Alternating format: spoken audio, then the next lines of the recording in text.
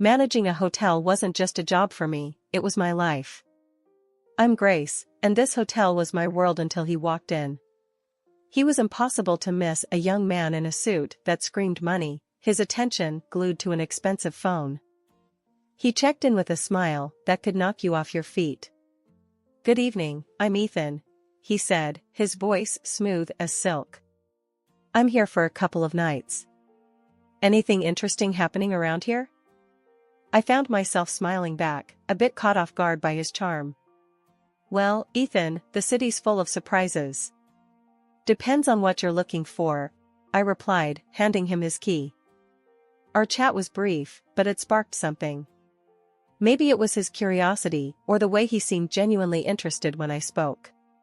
He didn't stay long, but when he checked out, he left a note. "Enjoyed our talk. Care to continue it over dinner?" It read. I hesitated, not used to mixing work with my personal life. But something about him drew me in. We met at a local restaurant, a cozy place where the chatter and clinking glasses made it feel like a bubble away from the world. "You really have this place dialed in, don't you, Grace?" he said with a smile as we sat down. I laughed, feeling oddly at ease.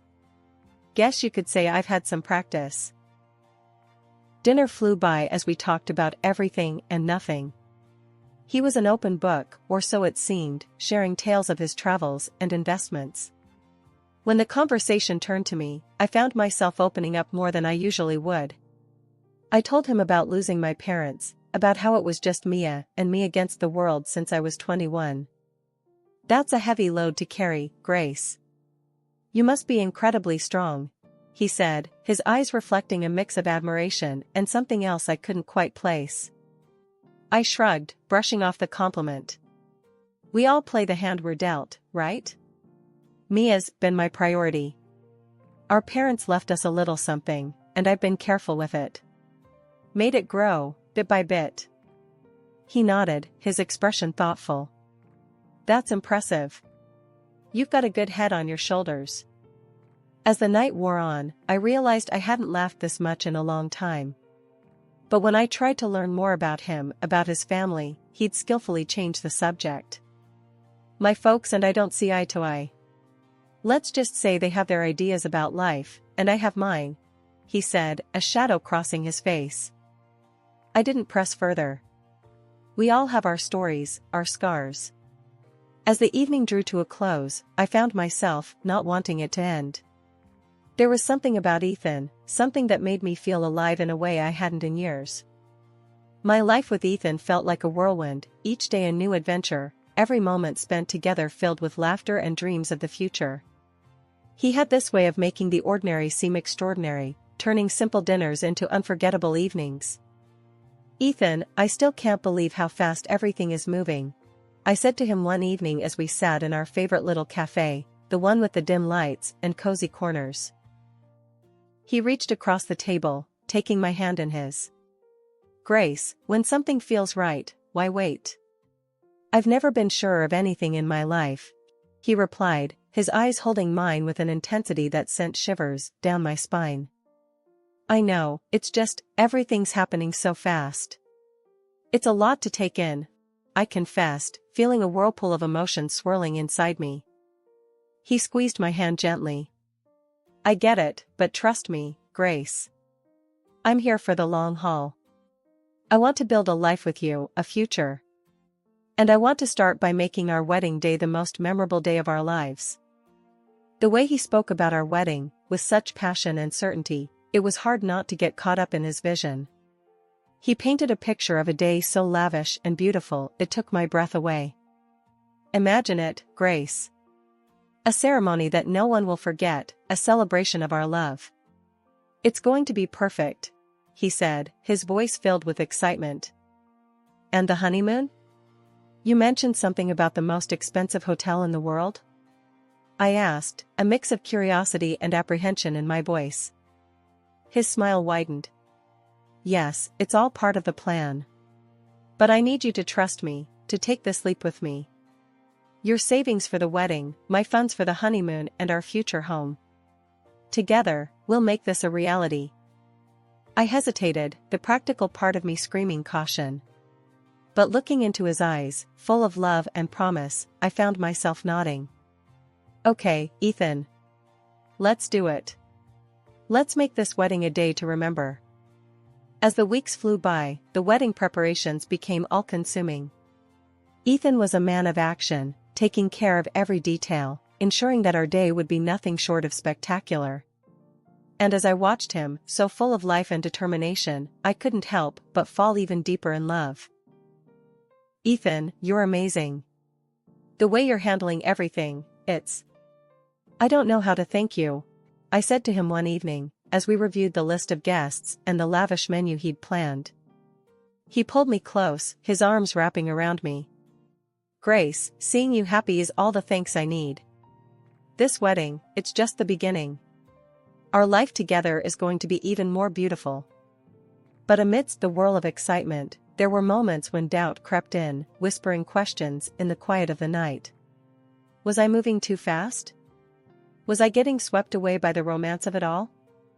Every time those thoughts surfaced, Ethan's assurances were there to chase them away.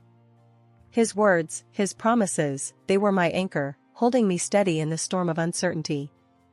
The wedding prep had my days packed, but amidst the whirl of cake tastings and flower selections, I knew I needed Mia, my sister, my confidant, by my side. Since our parents passed, it had been us against the world, and her input meant everything to me, especially now. I called her up, hoping she could sneak away from the cafe she worked at. Hey, Mia, think you can ditch the aprons and coffee smells for some tulle and satin today? I half joked, my voice laced with hopeful anticipation. Mia's laughter came through the phone, light and familiar. For you, sis, I'll trade coffee stains for bridal trains any day. Give me an hour to wrap things up here, and I'm all yours. The bridal shop was a wonderland of white and ivory, dresses cascading like waterfalls of lace and silk. As I tried on gowns, Mia's presence was a calming force in the storm of satin and sequins. That one, Grace. It's like it was made for you, Mia said, her eyes lighting up as I stepped out of the dressing room in a gown that felt just right.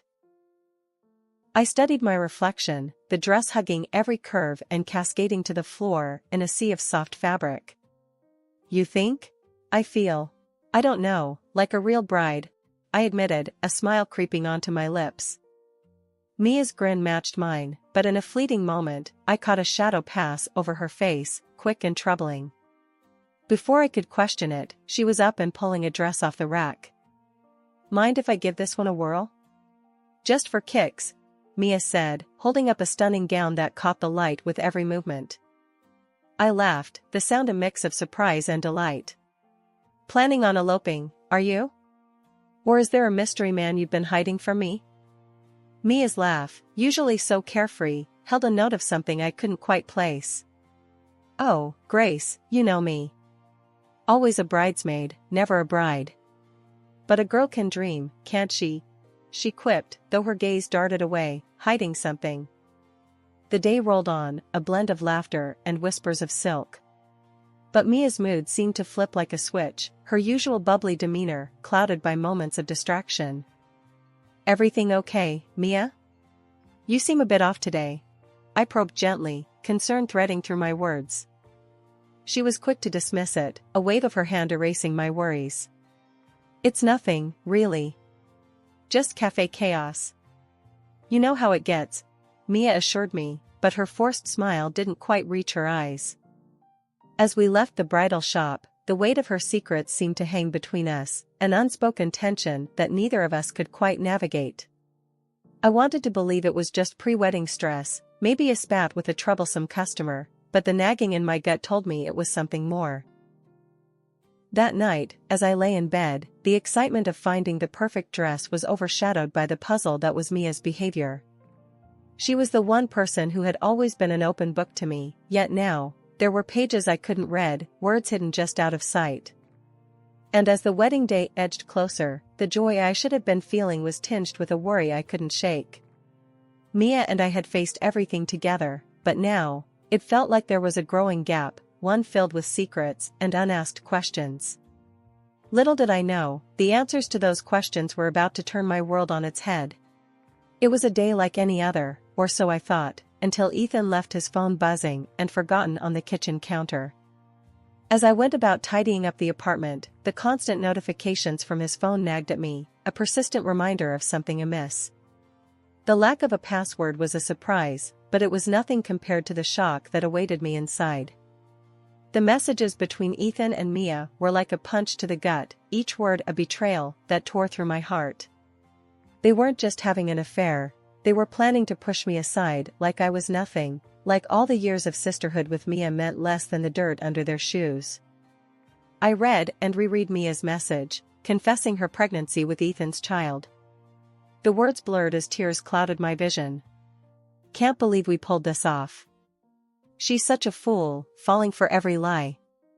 And now, with the baby, we can finally be together, just as we planned, it read. The world around me seemed to spin, a carousel of deceit and treachery. Ethan's reply was no better, declaring his love for Mia and his eagerness to see me humiliated, ousted from my own wedding. She's just a naive cash cow. Can't wait to get rid of her and start our real life together. This wedding will be perfect, thanks to her money, he wrote. I sat there, the phone heavy in my hand, a storm of emotions raging within me. Betrayal, anger, disbelief, they all fought for dominance, but above all, a cold determination began to take root. They thought they could use me, discard me like an old toy? I'd show them the price of underestimating Grace Anderson. When Ethan returned, his carefree demeanor was like a slap in the face. Hey, babe, did I miss any important calls? He asked, casually picking up his phone. I forced a smile, my insides churning with anger. Nope, just the usual stuff. Busy day? I replied, my voice steady, despite the turmoil within. He flashed that charming smile, the one I now knew was nothing but a mask. As always. But nothing's more important than coming back to you, he said, leaning in for a kiss I had to force myself not to recoil from. From that moment on, I played the part of the oblivious fiancé to perfection. I smiled, I nodded, I went along with the wedding plans. But behind the scenes, I was planning my revenge on the two people who had betrayed me in the worst possible way. Each passing day was a test of my will, a balancing act between the role I had to play and the fury that burned within. But I wouldn't let them see me break. I'd bide my time, and when the moment was right, they'd learn the true cost of their treachery. And as I lay in bed each night, the image of Ethan and Mia's deceitful faces etched into my mind, I made a silent vow. They would pay for what they'd done, and their twisted game would be their undoing. I was no longer just the jilted fiancé, I was the architect of their downfall, and my revenge would be meticulous, calculated, and oh so sweet. The days leading up to the wedding felt surreal. On the surface, everything was perfect, the flowers, the guest list, the dress. But beneath the facade of perfection was a storm brewing, a tempest of anger and betrayal that I held tightly within. Ethan was his usual self, all smiles and affection, blissfully unaware of the storm he was about to sail into. Grace, everything's coming together so beautifully. This wedding is going to be the talk of the town, he said one evening, as we reviewed the final preparations. I nodded, my smile practiced and polished. Yes, it's going to be a day to remember, I replied, the words laced with a meaning he couldn't possibly grasp. Mia was harder to face. The sister I had loved and protected was now a stranger, her every word and gesture a reminder of her betrayal. Yet, I kept my mask firmly in place, the mask of the loving sister, blissfully ignorant of the knife she had planted in my back. Grace, you're handling everything so well. I don't know how you do it, Mia said one day, as we finalized the seating arrangements. I looked at her, the sister I thought I knew, and forced a laugh. Oh, Mia, you know me. Always had a knack for organizing chaos, I said, the irony of the statement not lost on me. As the wedding day drew closer, the tension became almost tangible, a tightrope I walked with precision and care. Ethan's phone was now always guarded, his conversations hushed and hurried. But it didn't matter. I had seen enough, knew enough. The morning of the wedding dawned clear and bright, a beautiful day for a beautiful disaster. As I got ready, the reflection in the mirror showed a bride, serene and poised. But behind the veil and the makeup was a woman on a mission, a woman who would no longer be a pawn in someone else's game. "Mia's running late, huh?" Ethan remarked casually, adjusting his tie. I met his gaze in the mirror, my eyes giving nothing away. "Yes, but she'll be here. Wouldn't miss it for the world," I replied, the double meaning clear in my voice. He nodded, oblivious to the undercurrents. "Well, she's always been a bit unpredictable. But today's about us, Grace. Our new beginning." I turned to face him, my smile a masterpiece of composure. "Yes, Ethan. A new beginning indeed," I said, my heart steeling itself for what was about to come. And as I walked down the aisle, the eyes of friends and family on me, I knew that this was it. The calm before the storm was over, and the reckoning was about to begin. The vows were waiting, the guests were watching, and the stage was set. It was time for the truth to come crashing down, and for the real show to begin. Standing next to Ethan in front of the priest, my heart was a mix of hope and trepidation. The words of the vows hovered in the air, a promise of forever that was about to be shattered in the most brutal way. The guests, unaware of the storm about to break, watched us with smiles and teary eyes. But then, the unimaginable happened. Mia, dressed in a bridal gown that mirrored my own, stormed down the aisle. Her eyes locked on mine, not with sisterly love, but with a cold determination that chilled me to the bone. "Move aside, Grace. I'm the one who deserves to be here.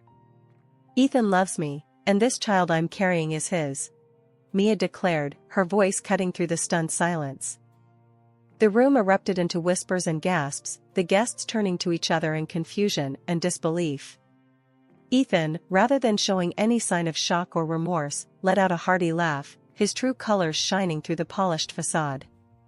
"Well said, Mia. Grace, you've been a good host, but this is where your part ends. Why don't you join the audience? This is Mia's moment now," Ethan jeered, his words dripping with mockery and contempt. The audacity of their betrayal, so public and so cruel, sent a shockwave through the crowd. But as the reality of the situation sank in, my reaction surprised everyone, including myself. I looked at Ethan, then at Mia, and smiled. Of course, why not? I wouldn't want to miss the show. After all, I did pay for it, I said, my voice calm, betraying none of the turmoil inside me. Mia and Ethan exchanged a confused glance, clearly not expecting such a composed response. The guests, too, were baffled, their eyes darting between us, trying to make sense of the surreal scene unfolding before them. As I gracefully took a seat among the guests, my head held high, the whispers grew louder. What's she up to? Is she really going to let this happen? The questions buzzed around the room like a swarm of bees, but I remained serene, a statue amidst the chaos.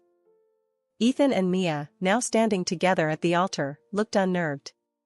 My calm demeanor had thrown them off, their plan to humiliate and discard me not unfolding as they had anticipated. What's your game, Grace? Why are you so calm? Ethan asked, his voice a mix of curiosity and concern. I met his gaze, my smile never wavering. No game, Ethan. Just enjoying the fruits of my labor. Please, proceed. I'm eager to see how this plays out, I replied, my words a velvet-covered dagger. The ceremony resumed, but the atmosphere had shifted. The guests watched in a mix of shock and anticipation, unsure whether they were witnessing a wedding or the prelude to a dramatic reckoning. As Mia and Ethan exchanged vows, the words felt hollow, a mockery of the sacred promise they were supposed to represent. And as I sat there, surrounded by friends and family who were struggling to comprehend the spectacle, I knew that this was just the beginning. The real show was yet to come, and Mia and Ethan, in their arrogance and deceit, had just secured front-row seats to their own downfall. As the priest asked if anyone objected, the doors burst open. A woman, older and more worn than either Ethan, stormed in, her eyes blazing with fury. Stop this wedding right now, she demanded, her voice slicing through the silence like a knife. Ethan's face turned ashen, his eyes wide with shock. Catherine? What are you doing here? He stammered, the mask of the perfect groom slipping away. Catherine, Ethan's legal wife, as I had discovered, marched up to the altar. I'm here to stop you from making a bigger fool of yourself and these people. Grace, you deserve to know the truth, she said, turning to me with a sympathetic look. The guests murmured among themselves, the scandal unfolding before them more gripping than any soap opera. Mia clutched her stomach, her face a mask of shock and fear. Catherine continued, her voice firm and clear. Ethan is a liar and a cheat. He's in debt up to his ears, his investments failed, and he's been using you all to dig himself out of his hole. And Mia, you poor girl, you're just another pawn in his game. The room erupted into chaos, the guests rising from their seats, the whispers growing louder. Ethan tried to speak, but his words were drowned out by the uproar. I stood up, my heart pounding, but my voice steady. There's more, I announced, silencing the room. I hired a private detective after I discovered Ethan and Mia's affair. Not only is Ethan already married and drowning in debt, but he's also been hiding a daughter, a child he's never supported. Mia's face crumpled, the reality of her situation crashing down around her. Ethan, is this true? Tell me she's lying, she pleaded, her voice breaking. Ethan, now pale and defeated, had no words. His lies, his deceit, all laid bare for the world to see. But the final blow was yet to come. As the guests processed the revelations, Ethan's parents, two stern and imposing figures, entered the room. I had reached out to them, told them everything. And now, they were here to confront the son who had brought shame to their name. Ethan's father, a man of few words, spoke with a voice that resonated with disappointment and anger. Ethan, you are no son of mine. Your actions today and in the past have shown your true character. You are cut off from our family and our fortune. As the room settled into an uneasy silence, I looked at Ethan, Mia, and the shattered dreams they had tried to build on a foundation of deceit. The pain of betrayal still throbbed in my heart, but standing there, amidst the ruins of what was meant to be my happiest day, I knew that this was not the end of my story. In the aftermath, I found myself in the cold halls of justice, seeking reparation for the damage Ethan had caused.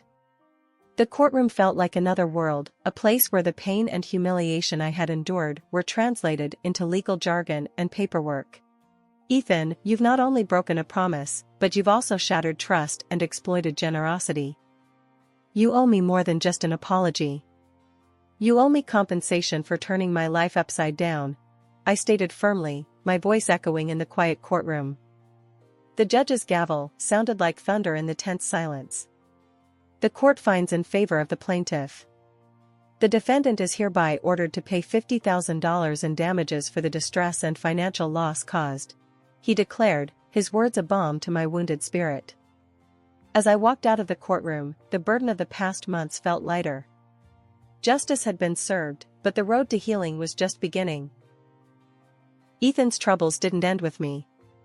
Catherine, his legal wife, fueled by hurt and fury, launched her own legal battle, demanding compensation for his infidelity and neglect of their child.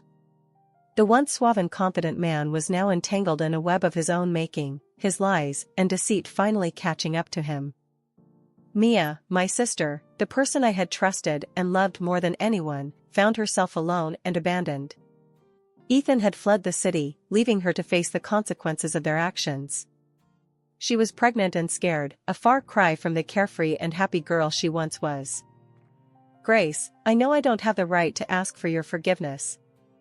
But I'm lost, and I don't know what to do, Mia pleaded one day, her eyes filled with tears. I looked at her, the sister I once would have done anything for. Mia, you were my family, my blood. But what you did, it's not something I can just forget or forgive. You chose your path, and now you have to walk it, just like I'm walking mine. The distance between us was more than just physical. It was a chasm filled with betrayal and hurt, too wide and too deep to ever bridge again. Life moved on, but the scars of those tumultuous months remained. I focused on rebuilding my life, on finding peace in the simple things. I had loved and lost, trusted and been betrayed, but through it all, I had survived. And as I looked back on everything that had happened, I realized that the most important journey was the one I was taking within myself. A journey of healing, of rediscovering my strength, and of learning to trust and love again.